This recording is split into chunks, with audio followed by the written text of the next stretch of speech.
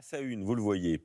Dans votre trésor découverte, maintenant, on vous emmène en Thaïlande, où nous avons suivi un Français originaire de Montpellier qui a fait le choix, il y a 17 ans maintenant, de tout laisser derrière lui pour aller réaliser son rêve, vivre avec les éléphants sacrés. Hakim Abdelkalek nous raconte avec Vincent Reynaud.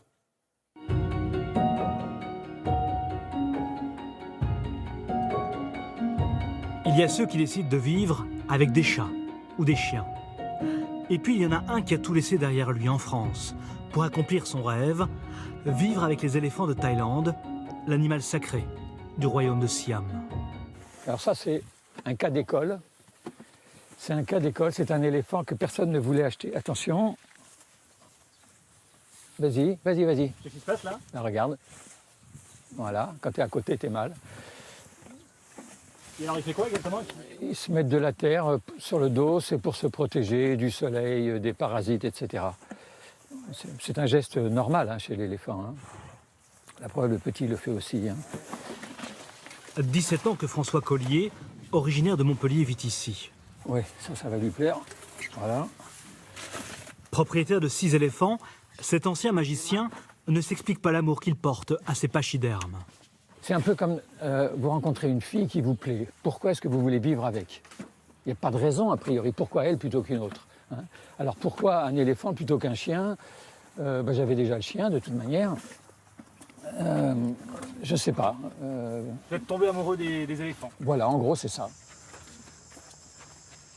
François Collier rachète des éléphants qui ont longtemps servi à l'industrie touristique. Des bêtes aujourd'hui incapables de réintégrer la vie sauvage.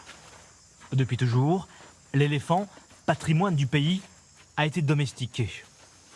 Il y a un siècle, il y avait 100 000 éléphants en Thaïlande. Il n'y en a plus que 5 000 aujourd'hui, mais à l'époque, il y en avait 100 000, c'est-à-dire qu'il y en avait partout.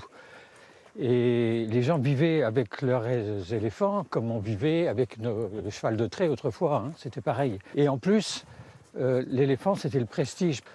Nous, Français, quand Napoléon il faisait ses batailles, c'était à cheval, et eux, c'était à dos d'éléphant. Chaque jour, les éléphants viennent se rafraîchir dans la rivière. Avant la pandémie, François Collier accueillait des autistes français pour des stages d'éléphanthérapie. Car l'animal est très joueur et il développe rapidement des liens d'affection qui peuvent apaiser certaines angoisses. Cette relation, Kenji, 25 ans, le fils de François la connaît bien.